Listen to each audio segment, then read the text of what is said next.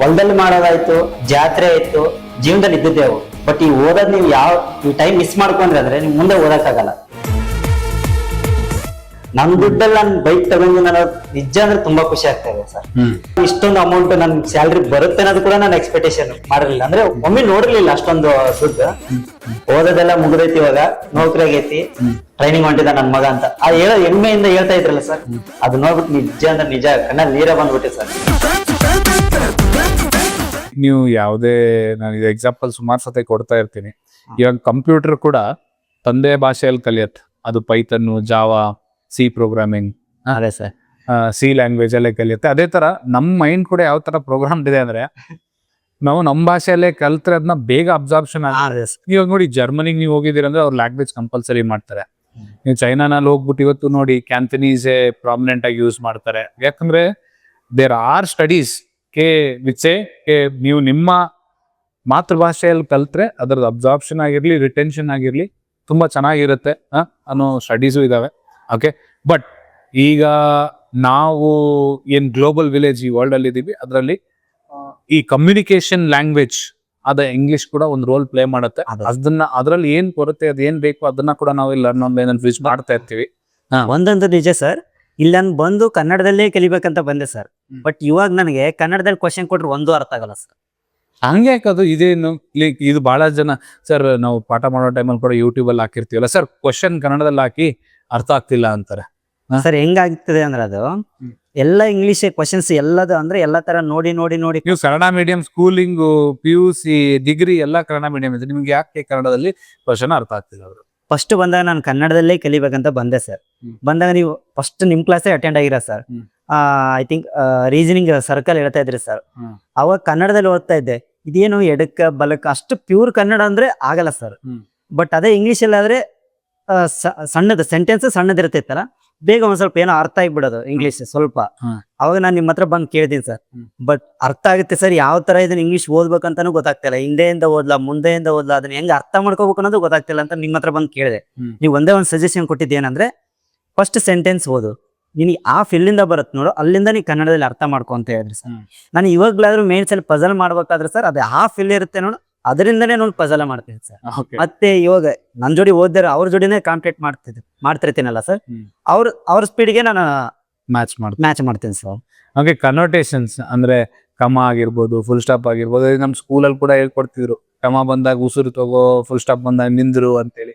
ಅವನ್ನೆಲ್ಲ ಮರ್ತಿರ್ತೀವಿ ನಾವು, ನಾವೆಲ್ಲ ಸುಮಾರಾಗಿ ರಿವೈಸ್ ಮಾಡ್ತೀವಿ ಇಲ್ಲಿ. ಓಕೆ, ಸೊ ಅದಲ್ಲದೆ ಇಲ್ಲಿ ನಿಮ್ಮ ಟೈಮ್ ಲರ್ನ್ ಆನ್ಲೈನ್ ಅಲ್ಲಿ ಯಾವ ತರ ಇತ್ತು? ಕ್ರಿಕೆಟ್ ಎಲ್ಲ ಆಡಕ್ ಹೋಗ್ತಿದ್ರಂತೆ ನೀವು, ಆಮೇಲೆ ಏನೋ ಕಾಲೆಲ್ಲ ಮುರ್ಕೊಂಡಿದ್ರಂತೆ. 6 months ಸರ್. 6 months ಕಾಲೆಲ್ಲ ಮುರ್ಕೊಂಡು ಹೆಂಗೆ, ಏನ್ ಕತೆ ಅದು? ಏನು ಏನಿಲ್ಲ ಸರ್, ಏನಂದ್ರೆ ನೀವೆಲ್ಲಿ ಓದಾಕ್ ಬಂದಿರ್ತೀರಾ, ಮತ್ತೆ ನೀವು ಕ್ರಿಕೆಟ್ ಎಲ್ಲ ಆಡಕ್ ಹೋಗ್ತೀರಾ? ಏನು ಓದಕ್ಕಂತ ಬಂದ್ಮೇಲೆ ಬರೀ ಓದ್ತೀನಿ ಅಂತ ತಲೆಯಲ್ಲಿ ಇಟ್ಕೊಂಡು ಅದನ್ನೇ ಮಾಡ್ಕೊಂತ ಹೋದ್ರೆ ತಲೆಗೆ ಕೆಟ್ಟು ಹೋಗ್ಬಿಡುತ್ತೆ ಸರ್. ಯಾಕಂದ್ರೆ ಇಲ್ಲಿ ಆತರ ಇರುತ್ತೆ.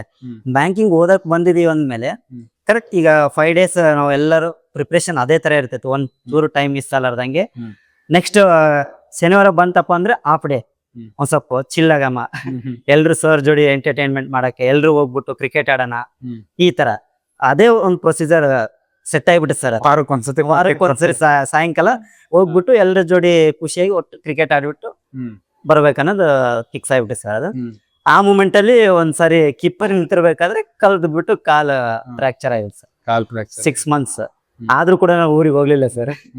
ಅಂದ್ರೆ ಊರಿಗೆ ಹೋದ್ರೆ ಈಗ ಅಲ್ಲಿ ಹೋದ್ರು ನಾನು ನೀವು ಖಾಲಿ ಇರ್ಬೇಕು, ಊರಿಗೆ ಹೋದ್ರೆ ಅದು ಇದು ಹೇಳಿದ್ರೆ, ಈ 3 ವರ್ಷದಲ್ಲಿ ಪರಶುರಾಮ್ ನೀವು ಎಷ್ಟು ಫಂಕ್ಷನ್ಸ್ ಅಟೆಂಡ್ ಆಗಿದ್ದೀರಾ? ಪ್ರಿಪ್ರೇಷನ್ ನಮ್ಗಂತೂ ಇದು ಮೇಜರ್ ಸರ್.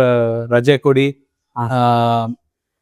ಬ್ಯಾಚ್ ಸ್ಟಾರ್ಟ್ ಮಾಡಿದೀರಾ, ಆದ್ರೆ ಜನವರಿ 26ನೇ ತಾರೀಕು ಆಗ್ಬಿಡ್ಲಿ, ರಿಪಬ್ಲಿಕ್ ಗಣತ್ ಮಾಡ್ಕೊಂಡ್ ಬರ್ತೀನಿ, ದೀಪಾವಳಿ ಮುಗಿಸ್ಕೊಂಡ್ ಬರ್ತೀನಿ, ನಮ್ಮ ಅಕ್ಕ ಮದುವೆ ಇದೆ ಅದನ್ನ ಮುಗಿಸ್ಕೊಂಡ್ ಬರ್ತೀನಿ, ಅಥವಾ ಕ್ರಿಸ್ಮಸ್ ಮುಗಿಸ್ಕೊಂಡ್ ಬರ್ತೀನಿ, ಆಮೇಲೆ ನ್ಯೂ ಇಯರ್ ಮುಗಿಸ್ಕೊಂಡ್ ಬರ್ತೀನಿ, ಈ ತರ ಎಲ್ಲ.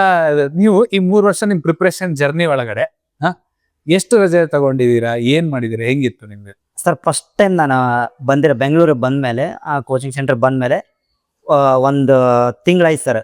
ಒಂದ್ ತಿಂಗಳಾದ್ಮೇಲೆ ಒಂದ್ಸರಿ ಊರಿಗೆ ಹೋದೆ. ಊರಿಗೆ ಹೋಗಿ ಹೊಲದಲ್ಲಿ ಏನೋ ಕೆಲಸ ಇತ್ತಂತ ನಿಮ್ಗೆ ಒಂದಿನ ಅಂತ ಹೇಳ್ಬಿಟ್ಟು ನಾನು 3 ದಿನ ರಜೆ ತಗೊಂಡ್ಬಿಟ್ಟೆ. ಬಂದಾಗ ನೀವ್ ಹೇಳಿದೆ ಒಂದೇ ಮಾತು ಹೇಳಿದ್ರಿ, ಹೊಲದಲ್ಲಿ ಮಾಡೋದಾಯ್ತು, ಜಾತ್ರೆ ಆಯ್ತು, ಜೀವನದಲ್ಲಿ ಇದ್ದಿದ್ದೆ ಅವು ಅವು ಬಂದೇ ಬರ್ತಾವ. ಬಟ್ ಈ ಓದೋದ್ ನೀವು ಈ ಟೈಮ್ ಮಿಸ್ ಮಾಡ್ಕೊಂಡ್ರೆ ಅಂದ್ರೆ ನೀವು ಮುಂದೆ ಓದಕ್ಕಾಗಲ್ಲ. ನಾನು ಅಲ್ಲಿಂದ ಶುರು ಮಾಡಿದೆ. ನಾನು ಊರಿಗೆ ಹೋಗಿ ಸುಮ್ಮನೆ ಏನ್ ಮಾಡ್ಲಿ, ಅದು ಹೆಂಗಾದ್ರೂ ಇದ್ದಿದ್ದೆ, ಯಾವಾಗಾದ್ರೂ ಇದ್ದಿದ್ದೆ. ಅದಕ್ಕೆ ನಾನು ಅವಾಗ್ಲೇ ಡಿಸೈಡ್ ಆದೆ ಸರ್, ಈ ಜಾತ್ರೆ ಇದಕ್ಕೆಲ್ಲ ನಾನು ಹೋಗ್ಬಾರ್ದು. ಮತ್ತೆ ನಾನು ಬರ್ತಾ ಬರ್ತಾ ಒಂದು 6 ಮಂತ್ ಆಯ್ತು ಸರ್. ಇಲ್ಲಿ ಇರೋ ಎನ್ವಿರಾನ್ಮೆಂಟ್ ಹೆಂಗ್ ಅಡಿಕ್ಟ್ ಆಯ್ತು ಅಂದ್ರೆ ಸರ್, ಆ ಫ್ಯಾಮಿಲಿಗಿಂತ ಇದೇ ಫ್ಯಾಮಿಲಿ ಒಂಥರ ತುಂಬಾ ಖುಷಿ ಕೊಡಕತ್ತಿ. ಯಾವ್ದೇ ನನಗೆ ಏನು ಕೊರತೆ ಇರ್ಲಾರ್ದಂಗ ಆಯ್ತು ಸರ್ ಇಲ್ಲಿ. ಒಂಥರ ತಂದೆ ತಾಯಿ ಆಗಿರ್ಬೋದು, ಆ ಫೀಲ್ ಆಗಿರ್ಬೋದು, ಅಣ್ಣ ತಮ್ಮನ ಫ್ರೆಂಡ್ಸ್ ಆ ತರ ಫೀಲ್ ಆಗಿರ್ಬೋದು, ಪ್ರತಿಯೊಂದು ನಂಗೆ ಇಲ್ಲೇ ಸಿಗಕತ್ತೆ. ಸೊ ನಾನು ಹಂಗಾಗಿ ಒಟ್ಟು ಊರನ್ನದೇ ನನಗೆ ಊರಿಗೆ ಹೋಗ್ಬಾರ್ದು. ಊರಿಗೆ ಹೋದ್ರೆ ಸುಮ್ಮನೆ 2-3 ದಿನ ಟೈಮು ವೇಸ್ಟ್, ಎಲ್ಲ ವೇಸ್ಟ್. ಇಲ್ಲೇ ಕುಂತ್ಕೊಂಡು ಅದೇ ಅಲ್ಲಿರೋ ಫೀಲ್ನ ಇಲ್ಲೇ ಫೀಲ್ ಆ ತರ ನಾನು ಮಾಡ್ಕೊಂಡು ಜಾಸ್ತಿ ಊರಿಗೆ ಹೋಗ್ಲಿಲ್ಲ ಸರ್. ಹೋದ್ರೆ ವರ್ಷಕ್ಕೆ 1 ಸರಿ ಅಥವಾ 2 ಸರಿ ಹೋದ್ರೆ, ಇಲ್ಲಾಂದ್ರೆ ಹೋಗ್ತಾನೆ ಇರ್ಲಿಲ್ಲ. ಯಾಕಂದ್ರೆ ಇಲ್ಲೇ ಎನ್ವಿರಾನ್ಮೆಂಟ್ ಅಷ್ಟು ಚೆನ್ನಾಗಿತ್ತು ನನಗೆ, ಅದೇ ಒಂದು ಲೈಕ್ ಸರ್ ನನಗೆ. ಬಹಳ ನೀವು ಕ್ಲಾಸಸ್ ಅಲ್ಲಿ ಅಭಿಲಾಷ್ ಸರ್ ಹೇಳ್ತಿರ್ತಾರೆ, ಏನಂತ ಹೇಳ್ತಿರ್ತಾರೆ ಅಂದ್ರೆ, ಅನ್ಲೆಸ್ ಅಂಡ್ ಅಂಟಿಲ್ ನಿಮ್ ಮದ್ವೆ ಆಗಿದೆ ಅವಾಗವರೆಗೆ ಹೋಗ್ಬೇಡಿ.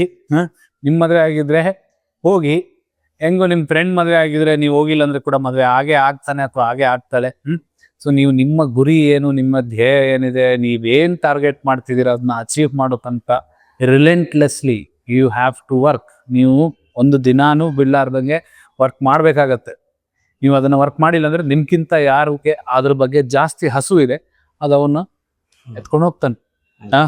ನಿಮ್ ಬಗ್ಗೆ ನಾವು ತಿಳ್ಕೊಂಡ್ವಿ, ನೀವು ಕನ್ನಡ ಮೀಡಿಯಂ ಇಂದ ಬಂದ್ರಿ, ನಿಮ್ ಸ್ಟೋರಿ, ನಿಮ್ಮ ಏನು ನಿಮ್ ಪ್ರಿಪ್ರೇಷನ್ ಜರ್ನಿ ಹೆಂಗಿತ್ತು, ನಿಮ್ ಫ್ರೆಂಡ್ಸ್ ಇಲ್ಲಿ ಹೆಂಗಿದ್ರು. ಈಗ ನೀವು ಒಂದು ಹೊಸ ಟೋಟಲಿ ಎನ್ವಿರಾನ್ಮೆಂಟ್ ಅಲ್ಲಿ ಇದ್ದೀರಾ. IDBI ನಲ್ಲಿ ವರ್ಕ್ ಎನ್ವಿರಾನ್ಮೆಂಟ್ ಅಲ್ಲಿ ಇದ್ದೀರಾ. ಹೊಸ ಬೈಕ್ ಡೆಲಿವರಿ ತಗೊಂಡ್ಬಿಟ್ಟು ಮತ್ತೆ ಸ್ಟೇಟಸ್ ಹಾಕ್ಬಿಟ್ಟು ನನಗೆ ವಿಡಿಯೋ ಬೇರೆ ಕಳ್ಸಿದೀರಾ.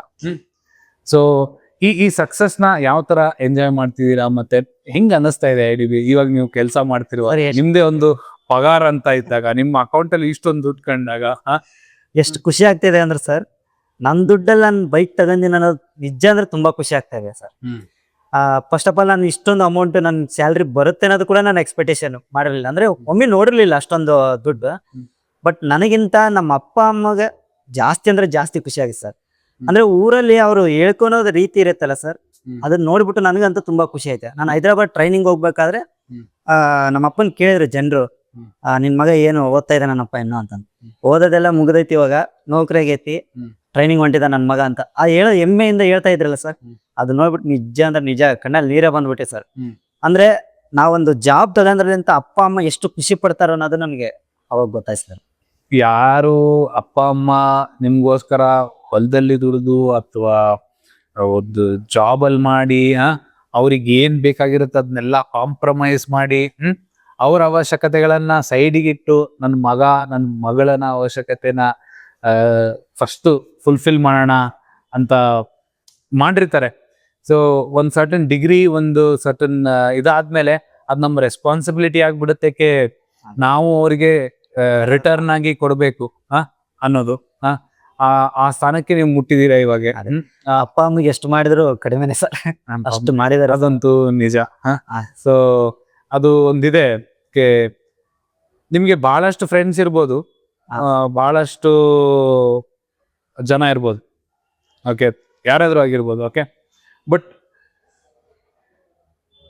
ಒಬ್ಬ ವ್ಯಕ್ತಿ ಯಾರು ನನ್ನ ಜೀವನದಲ್ಲಿ ನನ್ಕಿಂತ ಇವನ್ ಚೆನ್ನಾಗ್ ಆಗ್ಬೇಕು ಅಂತ ಅನ್ಕೊಳೋ ಏಕೈಕ ವ್ಯಕ್ತಿ ನಿನ್ ತಂದೆ ಆಗಿರ್ತಾರೆ, ಪ್ರತಿ ವ್ಯಕ್ತಿ ತಂದೆ ಆಗಿರ್ತಾರೆ. ಇವಾಗ ನನ್ನ ಫ್ರೆಂಡೇ ಆಗಿರ್ಬೋದು, ನನ್ನ ಟೀಚರ್ ಆಗಿರ್ಬೋದು, ಯಾರೇ ಆಗಿರ್ಬೋದು, ನಿನ್ ಫ್ರೆಂಡೇ, ನಿನ್ ಬೆಸ್ಟ್ ಫ್ರೆಂಡೇ ಆಗಿರ್ಬೋದು, ಅವ್ನ್ ನಿಮ್ ಸರಿ ಸಮ ಆಗುವಂತ ಇದಿರ್ಬೋದು. ಬಟ್ ಇವ್ ನನ್ಕಿಂತ ಮೇಲೆ ಬೆಳೀಲಿ ಅಂತ ಆ ಮೇಲೆ ಬೆಳೆದ್ರೆ ಒಂದ್ ಸ್ವಲ್ಪ ಆದ್ರೂ ಹೊಟ್ಟೆ ಕಿಚ್ಚಿರುತ್ತೆ, ಅದು ಎಷ್ಟೇ ಬೆಸ್ಟ್ ಫ್ರೆಂಡ್ ಆಗಿರ್ಲಿ, ಏನೇ ಆಗಿರ್ಲಿ.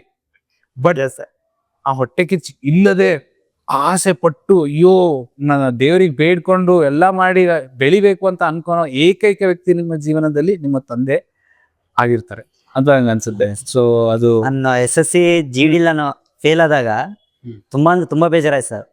ಬಟ್ ನಮ್ಮ ಅಪ್ಪ ಹೇಳಿದ ಒಂದೇ ಒಂದು ಮಾತು, ಅದು ಏನೇ ಆಗ್ಲಿ ನೀನ್ ಇಲ್ಲಿವರೆಗೂ ಬಂದಿದೀಯಾ, ನೀನ್ ಏನಾದ್ರೂ ಒಂದ್ ನೌಕರಿ ತಗಂತಿ ಅನ್ನೋ ನಂಬಿಕೆ ನನಗೈತಿ, ನಾನು ಓದಿಸ್ತೀನಿ ನಿನ್ನ. ಅದು ಏನೇ ಆಗ್ಲಿ, ಅಂದ್ರೆ ನಮ್ದು ಅಷ್ಟೊಂದು ಇನ್ಕಮ್ ಇಲ್ಲ ಸರ್, ಹೊಲದಲ್ಲೇ ಆಯ್ತು ಯಾವ್ದೇ ಆಯ್ತು, ಅಷ್ಟೊಂದು ಏನು ಇನ್ಕಮ್ ಇಲ್ಲ. ಬಟ್ ನಮ್ಮ ಅಪ್ಪ ಏನಂದ್ರೆ ನನ್ ಮಗನ್ನ ನಾವು ಅವನು ಓದಿಸ್ಬೇಕು, ಅದು ಒಂದೇ ಸರ್. ನಾನು ಆ ಟೈಮಲ್ಲಿ ಅಷ್ಟು ಫೀಲಲ್ಲಿ ಇದ್ರೂ ಕೂಡ ನಮ್ಮ ಅಪ್ಪ ಹೇಳಿದ್ದು ಒಂದೇ ಒಂದು, ಏನೇ ಆಗ್ಲಿ ನೀನು ನೌಕರಿ ತಗೊಂಡು ಊರಿಗೆ ಬಾ, ನಾನಿದ್ದೀನಿ, ನಾನು ಓದಿಸ್ತೀನಿ. ಹ್ಮ್. ಅವಾಗ ಅಣ್ಣ ಕೂಡ ನಾವಿದೀವಿ. ಅಂದ್ರೆ ಯಾವ ತರ ನಿಮ್ ಕೈಲಿ ಆಗಲ್ಲ ಅಂತ ಯಾವ್ದೇ ತರದ ಇದು ಏನು ಅಂದಿಲ್ಲ ಸರ್. ಅಂದ್ರೆ ಸಾಕ್ ಬಿಟ್ಟು ಬಿಡಪ್ಪ ನಮ್ ಕೈಲಿ ನಿಮ್ ಅಣ್ಣ ಕೂಡ ಸುಮಾರು ಒಳ್ಳೆ ಪ್ರಾಮಿನೆಂಟ್ ರೋಲ್ ಪ್ಲೇ ಮಾಡಿದಾರೆ ನಿಮ್ ಲೈಫ್. ಅವ್ರ ಹೆಸರೇನು? ಮಂಜುನಾಥ್ ಅಂತ ಸರ್. ಮಂಜುನಾಥ್. ಹಾ ಸರ್. ಅಣ್ಣ ಆಯ್ತು, ಇನ್ನು ಅಕ್ಕ. ಹ್ಮ್. ಅಕ್ಕ ಅಂತೂ ನಾನು ಡಿಗ್ರಿ ಮುಗಿದ ತಕ್ಷಣ ಲಾ ಮಾಡ್ಬೇಕು ಅನ್ಕೊಂಡೆ ಸರ್. ಅಕ್ಕ ಅಂದ್ರೆ ನಮ್ ಫ್ರೆಂಡ್ಸ್ ಎಲ್ಲ ಲಾ ಮಾಡಮ್ ಅಂತಂದ್ರೆ, ಸೊ ನನಗೂ ಅದ್ರ ಬಗ್ಗೆ ಅಷ್ಟೊಂದು ಮಾಹಿತಿ ಇರ್ಲಿಲ್ಲ. ಅಕ್ಕ ಲಾ ಮಾಡ್ತೀನಿ ನಾನು ಅಂತ ಅಪ್ಪ ಅಮ್ಮಗೆ ಹೇಳ್ದ. ಅಂದ್ರೆ ಅಪ್ಪ ಅಮ್ಮಗೆ ಅಷ್ಟೊಂದು ಗೊತ್ತಾಗಲ್ಲ ಎಜುಕೇಶನ್ ಬಗ್ಗೆ. ನೀವು ಯಾವ್ದಂತೀರ ಅದನ್ನ ಮಾಡ್ರಿ, ಓದ್ತೀನಿ ಅಂದ್ರೆ ಓದ್ರಂತ ಈ ತರ ಹೇಳ್ಯಾರ ಸರ್. ಅವಾಗ ಅಕ್ಕ ಹೇಳಿದ್ದು, ನಿನ್ ಮ್ಯಾಥ್ಸ್ ಅಂದ್ರೆ ಇಂಟ್ರೆಸ್ಟ್ ಅಂತೀಯ, ಸೊ ನೀನ್ ಬ್ಯಾಂಕಿಂಗಿಗೆ ಹೋಗಂತಂದು. ನಾನು ಅಕ್ಕ ಹೇಳಿದ್ಮೇಲೆ ನಾನು ಬ್ಯಾಂಕಿಂಗ್ ಚೂಸ್ ಮಾಡ್ಕೊಂಡೆ ಸರ್. ಇಲ್ಲಿ ಬರೋಕ್ಕೂ ಮುಂಚೆ ಅದು ಬ್ಯಾಂಕಿಂಗ್ ಹಿಂಗಿರುತ್ತೆ ಅನ್ನೋದು ಗೊತ್ತಿರ್ಲಿಲ್ಲ ಸರ್. ನನ್ಗೆ 3 months ವರೆಗೂ ಮೇನ್ಸ್ ಎಕ್ಸಾಮ್ ಇರುತ್ತೆ ಅನ್ನೋದು ಗೊತ್ತಿರ್ಲಿಲ್ಲ ಸರ್. ಹೌದು, ಈ ವಿಷಯ ಇನ್ನ ಬಹಳ ಸತ್ಯ ಡಿಸ್ಕಸ್ ಮಾಡಿ ಪ್ರಿಪರೇಷನ್. ಅದಕ್ಕೆ ಅವ್ರು ಹೇಳಿದ್ದು ಯಾವುದೇ ಎಕ್ಸಾಮ್ ಪ್ರಿಪರೇಷನ್ ಸ್ಟಾರ್ಟ್ ಮಾಡ್ತಾ ಇದ್ರೆ ಅದೇ ಸರ್. ಇವಾಗ ಅವ್ರಿಗೆ ಅರಿವಾಗಿದೆ. ಒಂದ್ ಸಿಲೆಬಸ್ ಕಾಪಿ ನೋಡ್ಕೊಂಡ್ ಬರ್ಬೇಕು, ಸಬ್ಜೆಕ್ಟ್ ನ ನೋಡ್ಬೇಕು, ಎಷ್ಟು ಹಂತಗಳಿದಾವೆ ಅಂತ ನೋಡ್ಬೇಕು ಸರ್. ಆ ಮೂಮೆಂಟ್ ಅಲ್ಲಿ ಹೆಂಗಾಯ್ತಂದ್ರೆ, ನಾವ್ ಮೂವರೇ ಸರ್, ನಾನು ಶಿವು ಬಂಟಿ ಅಂತ 3 ಫ್ರೆಂಡ್ಸ್ ಸರ್. ನಾವು ಓದ್ಬೇಕಾದ್ರೆ ಬಂದು ಫಸ್ಟ್ ಒಂದ್ ತಿಂಗಳು ಏನೋ ಕಷ್ಟ ಅನಿಸ್ತು. ಬಟ್ ಆಮೇಲೆ ನೀವ್ ಹೇಳ್ತಾ ಅದನ್ನ ಪ್ರೊಸೀಜರ್ ನೋಡ್ತಾ ಬಂದ್ರೆ ನಾವ್ ಕಲಿತೀವಿ ಅನ್ನೋ ಒಂದ್ ನಂಬಿಕೆ ಬಂತು ಸರ್. ಯಾಕಂದ್ರೆ ಕಮ್ಯುನಿಕೇಶನ್ ಆ ತರ ನಮ್ಗೆ ಅಡಿಕ್ಟ್ ಆಯ್ತು ಸರ್. ಅವಾಗ ನಾವು ಒಂದ್ ಮಂತ್ ಆಯ್ತು ಸರ್, ಮಾರ್ಕ್ ಟೆಸ್ಟ್ ಕೊಡಕತ್ತಿದ್ರು sir. RRB PO first prelims mock test ತಗೋಣಕತ್ತಿದ್ರು. ಅವಾಗ ಬರ್ದಿ ಸರ್. ಒಂದು ಫಸ್ಟ್ ಟೆಸ್ಟ್ ಸರ್ ನಂದು 40ಕ್ಕೆ 80ಕ್ಕೆ ಟೋಟಲ್ 80ಕ್ಕೆ 15 ಬಂದು ಸರ್. ಅವಾಗ ಸರ್ ಎಲ್ಲ ಹೇಳಿದ್ರು, ಇದನ್ನ ಪಾಸ್ ಆಗಕ್ಕೆ 36 ಇಂದ 40 ಇದ್ರೆ ಸಾಕು ಅಂತ. ನಾವ್ ಲೆಕ್ಕ ಹಾಕ್ರ ಸರ್. ಅಂದ್ರೆ ಪ್ರಿಲಿಮ್ಸ್ ಕಟಪ್ ನಾವ್ ಲೆಕ್ಕ ಹಾಕಿ ಅಲ್ಲಿವರೆಗೂ ನಾವು ಮೇನ್ಸ್ ಇದೆ ಅನ್ನೋ ಕಾನ್ಸೆಪ್ಟೇ ಗೊತ್ತಿರ್ಲಿಲ್ಲ ಸರ್. ಅವಾಗ ನಾವು ಒಂದ್ ತಿಂಗಳಾಯ್ತು ಸರ್, 15 ಮಾರ್ಕ್ಸ್ ಬಂದಿದೆ. ಲೆಕ್ಕ ಹಾಕಿದ್ವಿ ಸರ್, 3 ಕುಂತ್ಕೊಂಡ್ ನಾವು ಯಾವ ತರ ಅಂದ್ರೆ, ಮಗ ಒಂದ್ ತಿಂಗಳಿಗೆ ನಾವು 15 ತೆಗ್ದಿದೀವಿ ಅಂದ್ರೆ ಇನ್ನು 3 ತಿಂಗಳಿಗೆ 45 ತೆಗಿತೀವಿ, ಪಾಸ್ ಆರಾಮ್ಸಿ ಜಾಬ್ ಬಂದ್ಬಿಡುತ್ತೆ ನಮ್ದು. ಈ ತರ ಲೆಕ್ಕ ಮಾಡ್ಕೊಂಡು ಓದಿದ್ವಿ. ರಿಲೀಸ್ ಪಾಸ್ ಆದ್ಮೇಲೆ ಗೊತ್ತಾಯ್ತು ಸರ್ ನಮ್ಗೆ ಮೇನ್ಸ್ ಇರುತ್ತ ಅಂದ್ರೆ. ಒಂದ್ 3 ತಿಂಗಳಾದ್ಮೇಲೆ ಸರ್ ಅವಾಗ ನಮ್ಗೆ ಹೇಳಿದ್ರೆ, ಬಟ್ ಹೇಳಿದ್ರೆ ನಮ್ಗೆ ಅದ್ರ ಬಗ್ಗೆ ಅಷ್ಟೊಂದು ಗೊತ್ತಿರ್ಲಿಲ್ಲ ಸರ್. ಹಿಂಗಿರುತ್ತೆ ಹಿಂಗಿಲ್ಲ ಅಂತಂದ್ರೆ ಅವಾಗ ನಮ್ಗೆ ಅರಿವಾಯ್ತು ಸರ್, ಮೇನ್ಸ್ ಅನ್ನೋದು ಒಂದು ಎಕ್ಸಾಮ್ ಇರುತ್ತೆ ಅಂತ. ಅಂದ್ರೆ ಏನು ಗೊತ್ತಿಲ್ದೇನೆ ಬಂದಿರ, ಸುಮ್ನೆ ಬ್ಯಾಂಕಿಂಗ್ ಮಾಡ್ಬೇಕು ನಾನು ಅಂತ ಬಂದಿರ ಸರ್. ಬಟ್ ಇವಾಗ ಈ ಪೊಸಿಷನ್ ಅಲ್ಲಿ ಇದೀನಿ ಅಂದ್ರೆ ಅದು ಲರ್ನ್ ಆನ್ಲೈನ್ ಅಂತಾನೆ ಹೇಳ್ಬೋದು ಸರ್. ನೋಡಿ, ಲರ್ನ್ ಆನ್ಲೈನ್ ಒಂದ್ ಪಾರ್ಟ್ ಆಫ್ ರೋಲ್ ಪ್ಲೇ ಮಾಡಿರ್ಬೋದು.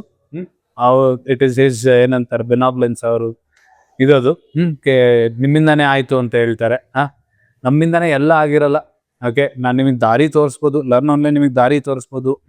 ಲರ್ನ್ ಆನ್ಲೈನ್ ನಿಮಗೆ ಬೇಕಾಗಿರೋ ಸಾಮಗ್ರಿಗಳನ್ನ ಕೊಡ್ಬೋದು, ಎಲ್ಲ ಕೊಡ್ಬೋದು. But I would never take away his success. ಅವ್ರ ಸಕ್ಸಸ್ಸಿಗೆ ನಾವೇ ಕಾರಣ ಅಂತಲ್ಲ, ನಾವೇ ಕಾರಣ ಅಂತ ನಾನು ಯಾವತ್ತೂ ಹೇಳಲ್ಲ.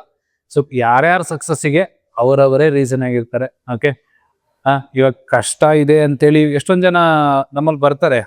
ಬಂದ್ಬಿಟ್ಟು ಕಷ್ಟ ಇದೆ ಸರ್ ನಂಗೆ ಮಾಡೋಕ್ಕಾಗಲ್ಲ ಅಂತ ಬಿಟ್ಟು ಹೋಗ್ತಾರೆ. But at the same time ಕಷ್ಟ ಇದೆ ಸರ್, ಅದನ್ನ ಎದುರಿಸ್ತೀನಿ, ಪೆಟ್ರೋಲ್ ಪಂಪಲ್ಲಿ ಕೆಲಸ ಮಾಡ್ತೀನಿ, ಲೈಟ್ ಬಾಯ್ ಆಗಿ ಕೆಲಸ ಮಾಡ್ತೀನಿ, ನೈಟ್ ಅಲ್ಲಿ ರಿಸೆಪ್ಷನ್ ಇದು ಏನು ಮದ್ವೆಗಳಲ್ಲೆಲ್ಲ ವೆಡ್ಡಿಂಗ್ ಅಲ್ಲಿ ಹೋಗ್ಬಿಟ್ಟು ಸರ್ವಿಂಗ್ ಮಾಡ್ಬಿಟ್ಟು ಬಂದ್ಬಿಟ್ಟು ಅಟೆಂಡ್ ಮಾಡ್ತೀನಿ, ಫೀಸ್ ಕಟ್ಕೋತೀನಿ, ದುಡ್ಡಿಲ್ಲ ಅಂತೇಳಿ ಎಷ್ಟೊಂದ್ ಜನ ಬಿಟ್ಟು ಹೋಗ್ಬಿಡ್ತಾರೆ. ಬಟ್ ಇದನ್ನು ಸಸ್ಟೈನ್ ಮಾಡ್ಬಿಟ್ಟು ಕಷ್ಟ ಬಂದ್ರೆ ಎದುರಿಸಿ ಮಾಡ್ತಾರಲ್ಲ, ಅದು success is attributed to them. ಅವ್ರದ್ದು ಪರಶುರಾಮ್ದು ಸಕ್ಸಸ್ ಪರಶುರಾಮಿಗೆ ರಿಲೇಟೆಡ್ ಸರ್. ಬಟ್ ಒಂದಂತೂ ನಿಜ, ಒಂದ್ ಮನೆ ಕಟ್ಬೇಕಾದ್ರೆ ಫೌಂಡೇಶನ್ ಹೆಂಗಿರುತ್ತೆ ಅನ್ನೋದು ಇಂಪಾರ್ಟೆಂಟ್ ಆಗುತ್ತೆ ಸರ್. ನಿಜವಾಗ್ಲೂ ಹೇಳ್ಬೇಕಂದ್ರೆ ನನ್ಗೆ ಏನಂದ್ರೆ ಏನು ಗೊತ್ತಿರ್ಲಿಲ್ಲ ಸರ್. ಅಂತದ್ರಲ್ಲಿ ನಾನು ಈ ಮಟ್ಟಕ್ಕೆ ಬರಕ್ ಕಾರಣನೇ ನಾನು ನಿಜವಾಗ್ಲೂ ಹೇಳ್ಬೇಕಂದ್ರೆ ನೀವು 4 ಜನ ಸರ್. ಯಾಕಂದ್ರೆ ನಾನು ನಿಜವಾಗ್ಲೂ ಏನೇನು ಗೊತ್ತಿರ್ಲಿಲ್ಲ ನನಗೆ. ಪ್ರತಿಯೊಂದು ಬೇರೆ ಕಡೆ ಹೆಂಗೋ ಏನೋ ನನ್ಗೆ ಗೊತ್ತಿಲ್ಲ ಸರ್. ಬಟ್ ನೀವು ನನ್ನ ಜೊತೆಗೆ ಕುಂತ್ಕೊಂಡು ಹೆಗಲ ಮೇಲೆ ಕೈ ಹಾಕಿ ಆ ಹೇಳ್ಕೊಡೋ ರೀತಿ ಇದೆಯಲ್ಲ ಸರ್, ಅಲ್ಲೇ ಗೊತ್ತಾಗ್ಬಿಡುತ್ತೆ ಸರ್ ಯಾವ ತರ ಕಲಿಬೋದು ಇದನ್ನ ಅಂತಂದು. ಅವಾಗಲೇ ಡಿಸೈಡ್ ಆದೆ ನಾನು, ಏನೇ ಆಗ್ಲಿ ಇಲ್ಲಿ ಬಂದಿದ್ದೀನಿ ಅಂದ್ಮೇಲೆ ನಾನು ನನ್ನ ಫ್ರೆಂಡ್ ನೌಕರಿ ತಗೊಂಡು ಹೋಗ್ಲೇಬೇಕಂತ ಡಿಸೈಡ್. ಇವಾಗ ಇಬ್ರು ಫ್ರೆಂಡ್ ಆ ಕಡೆ ಈ ಕಡೆ ನೌಕರಿ ತಗೊಂಡು ಹೋಗಿದ್ದೀರಾ. ಇವಾಗ ನಿಮ್ ನೌಕರಿಯಲ್ಲಿ ನಿಮ್ಮ ಜಾಬ್ ರೋಲ್ ಏನಾಗಿದೆ, ಏನ್ ಮಾಡ್ತಿದ್ದೀರಾ, ಹೆಂಗ್ ನಡೀತದೆ ನಿಮ್ಮ ವರ್ಕ್, ಇವಾಗ ಎಲ್ಲಿ ಪ್ಲೇಸ್ಡ್ ಇದ್ದೀರಾ ಸರ್? ಇವಾಗ ಬಂದ್ಬಿಟ್ಟು ಅಲ್ಲೇ ನಮ್ಮ ಡಿಸ್ಟಿಕ್ ಅಲ್ಲೇ ಸರ್, ಕೊಪ್ಪಳದಲ್ಲೇ ನಾನು ಪೋಸ್ಟಿಂಗ್ ಆಗಿರೋದು. ಅಲ್ಲೇ IDBI ಬ್ಯಾಂಕ್ ಅಲ್ಲೇ, ಅಂದ್ರೆ ನಾನು ಅಲ್ಲೇ ರೂಮ್ ಮಾಡಿದ್ದೀನಿ ಸರ್.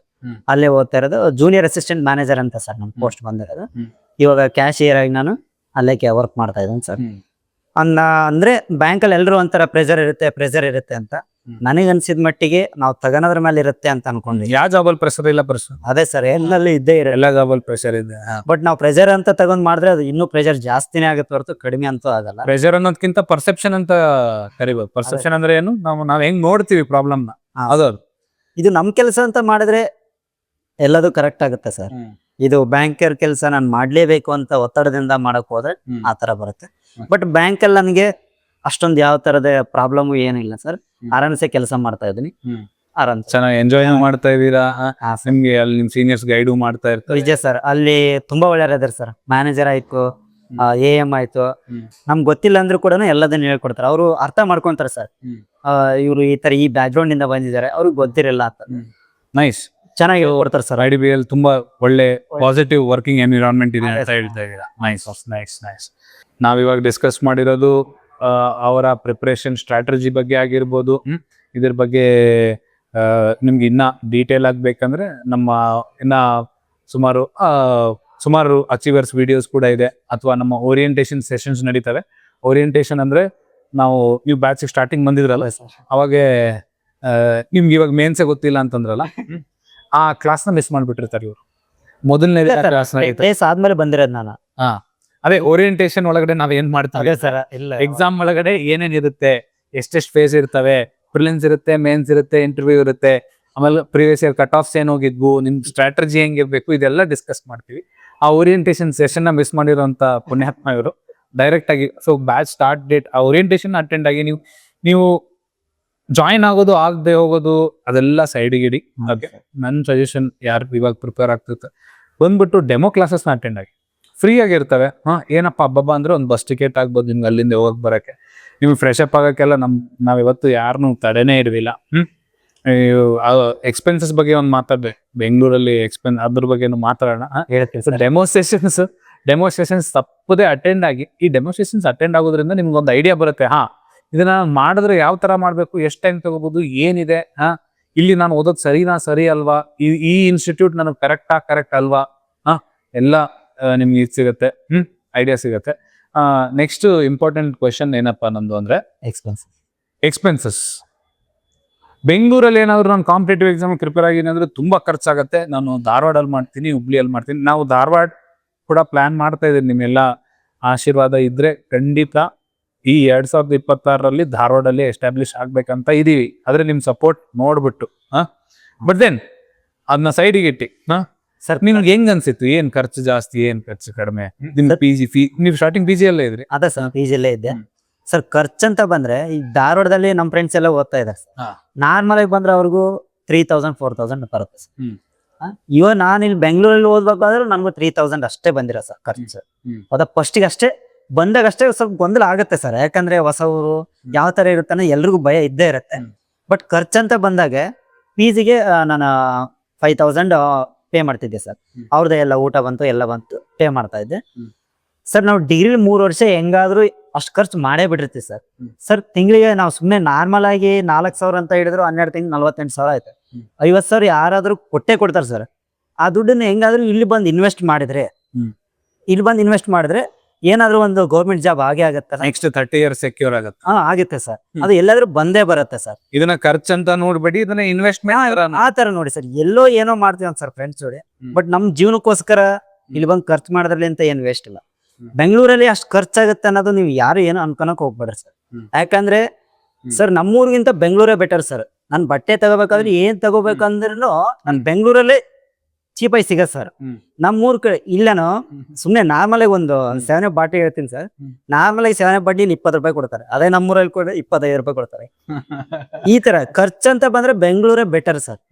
ಇಲ್ಲಿ ಏನಪ್ಪಾ ಅಂದ್ರೆ ಉಳ್ಕನಕ್ಕೆ ಅದಕ್ಕೆ ಪ್ರಾಬ್ಲಮ್ ಆಗುತ್ತೆ. ನಾನು ಅಷ್ಟೇ ಪ್ರಾಬ್ಲಮ್ ಅಂತ ಏನಿಲ್ಲ. ನೀವು ಒಂದು PGಗೆ ಹೋಗಿದ್ದೀರ ಅಂದ್ರೆ ಅಲ್ಲಿ ಡಿಪೆಂಡ್ ಅಪಾನ್ PG ಮೇಲೆ ಇರುತ್ತೆ ಸರ್. 4000 ಆಗಿರ್ಬೋದು ಅಥವಾ 5000 ಆಗಿರ್ಬೋದು ಅಷ್ಟೇ ಸರ್. ಮ್ಯಾಕ್ಸಿಮಮ್ ಅಂದ್ರೆ 5000 ಒಳಗಡೆನೆ ಇರುತ್ತೆ ನಮ್ PGಯಲ್ಲಿ. ಅದೇ ಸರ್, ಇಲ್ಲಿ ನಮ್ PGಲಿ ಆದ್ರೆ 1500 ರೂಪಾಯಿ 1500 ಅಷ್ಟೇ ತಿಂಗಳಿಗೆ 1500. ನಿಮ್ಗೆ ಅಷ್ಟು ಕಷ್ಟ ಆಗಬಾರ್ದಂತೆ ನಮ್ ಲರ್ನ್ ಆನ್ಲೈನ್ ಮೇಲ್ಗಡೆ PG ವ್ಯವಸ್ಥೆ ಮಾಡಿದೆ ಇದೆ. ಬಟ್ ಅದೇ ಫುಡ್ ವ್ಯವಸ್ಥೆ ಇರಲ್ಲ ನಮ್ಮ. ಅದು ಯಾಕಂದ್ರೆ ನಮ್ಮ ಹತ್ರ ಬಹಳ ಬೇರೆ ಬೇರೆ ಕಡೆ, ಉತ್ತರ ಕರ್ನಾಟಕದವ್ರು ಇದಾರೆ, ಈ ಕಡೆ ಆ ಕಡೆ ಎಲ್ಲ ಕಡೆ ಎಲ್ಲರದು ಒಂದೊಂದ್ ಬೇರೆ ಬೇರೆ ಅಪೆಟೈಟ್ ಇರುತ್ತೆ. ಸೊ ನಾವು ಫುಡ್ ಮೇಲೆ ವರ್ಕ್ ಮಾಡಿಲ್ಲ ಇನ್ನ. ಹುಡುಗರೇ ಸುಮಾರು ನಿಮ್ ಫ್ರೆಂಡ್ಸ್ ಎಲ್ಲ ನೀವೇ ಅಡಿಗೆ ಮಾಡ್ಕೊತಿದ್ದೀರ? ನಾವು ಒಂದು ಹಬ್ಬ ಅಂದ್ರೆ ಒಂದು 6 ಮಂತ್ಸ್ ಸರ್ PG ಇದ್ದೆ. ಹಾ. ಆಮೇಲೆ ಇಲ್ಲೇ ಲರ್ನ್ ಇಲ್ಲೇ PG ಇದ್ದಲ್ಲ ಸರ್, ಇಲ್ಲೇ ಸೆಟ್ ಆದೆ. ಬಟ್ ಊಟ ನಮ್ಗೆ ಅಷ್ಟೊಂದು ಕಂಫರ್ಟ್ ಅನಿಸ್ಲಿಲ್ಲ. ನೀವೇ ಅಡಿಗೆ ಮಾಡ್ಕೊತಿದ್ರಿ? ಆಮೇಲೆ ನಾವೇ ಅಡಿಗೆ ಮಾಡಕ್ ಶುರು ಮಾಡಿದ್ವಿ ಸರ್. ನಾವೇ ಅಡಿಗೆ ಮಾಡ್ಕೊಂಡಿಂದ ಹ್ಮ್. ಎಲ್ಲರಿಗೂ ಹೇಳೋದು ಏನಂದ್ರೆ, ಇಲ್ಲಿ ಬಂದ್ಮೇಲೆ ನಿಮ್ಗೆ ಏನಾದ್ರು ಇದಾಗ್ಲಿಲ್ಲ ಅಂದ್ರೆ ಬಿಟ್ಟು ಹೋಗ್ಬೇಡ್ರಿ. ಖರ್ಚಾಗತ್ತೆ, ನಂಗೆ ಅದಾಗತ್ತೆ ಇದಾಗತ್ತೆ ಅಂತ ಯಾರು ಬಿಟ್ಟು ಜಾಬ್ ಪರ್ಸನ್ ಕೆಲಸ ಮಾಡಿದ್ರ ನೀವು ಎಲ್ಲಾದ್ರೂ ಇಲ್ಲಿದ್ದಾಗ? ಸರ್ ಫಸ್ಟ್ ಅಂದ್ರೆ ಇದು ಓದಕ್ ಬರ್ಲಾರ ಮುಂಚೆಕ ಕೆಲಸ ಮಾಡಿದ್ದೆ ಸರ್. ಹಾ. ಒಂದು 2 ತಿಂಗಳು ಪೆಟ್ರೋಲ್ ಬ್ಯಾಂಕ್ ಅಲ್ಲಿ ಕೆಲಸ ಮಾಡಿದೆ. ಹ್ಮ್. 1 ತಿಂಗಳು ಇದು ಪಿಜ್ಜಾ ಡೆಲಿವರಿ ಹ್ಮ್. ಅಲ್ಲಿ ಕೆಲಸ ಮಾಡಿದೆ. ಇನ್ನು ಒಂದು 15 ದಿನನೂ ಗೋಲ್ಡಿ ಕೆಲಸ ಅಂದ್ರೆ ಗಾರೆ ಕೆಲಸ ಹ್ಮ್. ಅಲ್ಲಿ ಮಾಡಿದೆ. ಹ್ಮ್. ಅಷ್ಟೇ ಸರ್. ಇಲ್ಲಿ ಬೆಂಗಳೂರಿಗೆ ಬಂದು ಕೆಲಸ ಮಾಡಿರೋದು ಅಂದ್ರೆ ಓಕೆ. ಫಸ್ಟ್ ಪೆಟ್ರೋಲ್ ಬಂಪ್ ಅಲ್ಲಿ ಕೆಲಸ ಮಾಡಿದೀರಾ? ಅಷ್ಟು 2 ತಿಂಗಳ? 1-2 ತಿಂಗಳು ಸರ್. 2 ತಿಂಗಳ. ಆಮೇಲೆ ಪಿಜ್ಜಾ ಡೆಲಿವರಿ, ಫುಡ್ ಡೆಲಿವರಿ ಅಲ್ಲಿ ಕೆಲಸ ಮಾಡಿದೀರಾ? ಅಲ್ಲೇ ಮಾಡಿದೆ. ಆಮೇಲೆ ನೀವು ನಮ್ ವೀಕ್ಷಕರಿಗೆ ಹೇಳ್ಬೇಕು, ಇನ್ನೊಂದ್ಸತಿ ರಿಪೀಟ್ ಮಾಡಿ ಹೇಳ್ಬೇಕು. ಫಸ್ಟ್ ಎಲ್ಲಿಂದ ಸ್ಟಾರ್ಟ್ ಮಾಡಿದೀರಾ? ನನ್ಗೆ ಒಂದೇನಂದ್ರೆ, ನನ್ನ ದುಡ್ಡಲ್ಲೇ ನಾನು ಓದ್ಬೇಕನ್ನೋದು ತುಂಬಾ ಇತ್ತು. ಬಟ್ ನಮ್ಮ ಅಪ್ಪ ಅಮ್ಮಗೆ ಇಷ್ಟ ಇಲ್ಲ. ಇವನು ಅಂದ್ರೆ ಈಗ ಯಾರೇ ಆಗ್ಲಿ ಹುಡುಗರು ಏನಂದ್ರೆ, ಡಿಗ್ರಿ ಮುಗಿದ ತಕ್ಷಣ ಫಸ್ಟ್ ನಮ್ಗೆ ಯಾವ್ದಾದ್ರು ಒಂದು ಕೆಲಸ ಬೇಕಂತ ಬೆಂಗಳೂರು ಬಂದ್ಬಿಡ್ತಾರೆ. ಯಾವ್ದಾದ್ರು ಒಂದು ಕಂಪ್ನಿ ಸಿಕ್ಬಿಡ್ತಾರೆ. ಅಲ್ಲಿ ಒಂದು 15,000 ಕೊಡ್ತಾರೆ. ದುಡ್ಡಿನ ಮುಖ ನೋಡಿದ ತಕ್ಷಣ ನಮ್ಗೆ ಓದ್ಬೇಕನ್ನೋ ಆಸೆ ಬರಲ್ಲ. ಅದಕ್ಕೆ ನಮ್ಮ ಅಪ್ಪ ಅಮ್ಮ ನಂಗೆ ಹೇಳೋರು, ಇನ್ ಯಾವ ಕೆಲ್ಸಕ್ಕೂ ಹೋಗ್ಬೇಡ, ಓದು. ಯಾಕಂದ್ರೆ ಎಲ್ಲರಿಗೂ ಅದು ಕಾಮನ್ ಸರ್. ದುಡ್ಡಿನ ಮುಖ ನೋಡಿದ್ಮೇಲೆ ನಂಗೆ ಓದ್ಬೇಕು. ಮತ್ತೆ ಅದು ಯಾವ್ದು ಏನೇನು ಕೆಲಸ ಮಾಡಿದೀರಾ ನೀವು ಸ್ಟಾರ್ಟಿಂಗ್ ಇಂದ? ನಾನ್ ಬೆಂಗಳೂರು ಬಂದ್ಬಿಟ್ಟು ಒಂದು 2 ಮಂತ್ಸ್ ಪೆಟ್ರೋಲ್ ಬಂಕ್ ಅಲ್ಲಿ ಕೆಲಸ ಮಾಡಿದೆ. ಆಮೇಲೆ ಪೆಟ್ರೋಲ್ ಬಂಕ್ ಅಲ್ಲಿ ನಂಗೆ ಸಾಕಾಯ್ತು.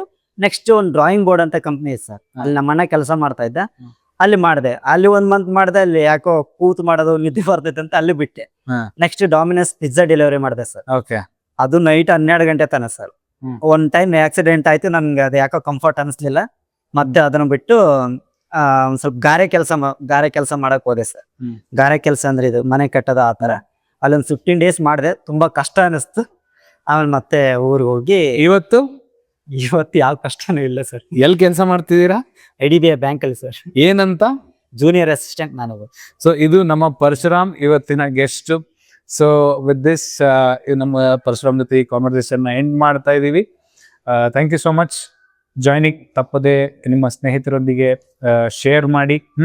ಹಾಗೆ ನಿಮ್ಗೆ ಏನಾದರೂ ಡೌಟ್ಸ್ ಇದ್ರೆ ಕಮೆಂಟ್ ಸೆಕ್ಷನ್ ಅಲ್ಲಿ ನಿಮ್ಮ ಡೌಟ್ಸ್ ಅನ್ನ ಪೋಸ್ಟ್ ಮಾಡಿ. ವಿ ವಿಲ್ ಸರ್ಟನ್ಲಿ ಅದಕ್ಕೆ ನಾವು ಆನ್ಸರ್ಸ್ ಮಾಡ್ತಾ ಇರ್ತೀವಿ. ಪರಶುರಾಮ್ ಆನ್ಸರ್ ಮಾಡ್ತಿರ್ತಾರೆ ಅಲ್ಲಿ ಕಮೆಂಟ್ ಅಲ್ಲಿ ಬಂದ್ಬಿಟ್ಟು.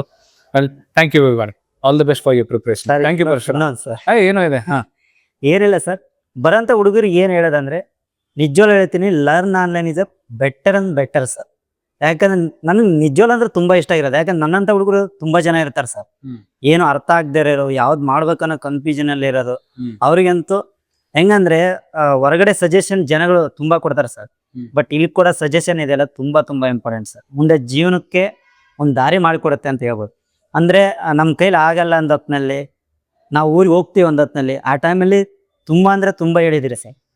ಅಂದ್ರೆ ಯಾವ ತರ ಇರ್ಬೇಕು, ಯಾವ ತರ ಓದ್ಬೇಕು, ಯಾವ ತರ ಲೈಫ್ ನಡೆಸ್ಬೇಕು ಅನ್ನೋದು ತುಂಬಾ ಹೇಳಿದಿರ. ಬಟ್ ಇಲ್ಲಿ ಬಂದ್ರೆ ನೀವು ಬೇಗನೆ ಕಲಿತೀರ ಅಂತಾನೆ ಹೇಳ್ತೀನಿ ನನ್ನ ಎಕ್ಸ್ಪೀರಿಯನ್ಸ್ ಪ್ರಕಾರ ಸರ್.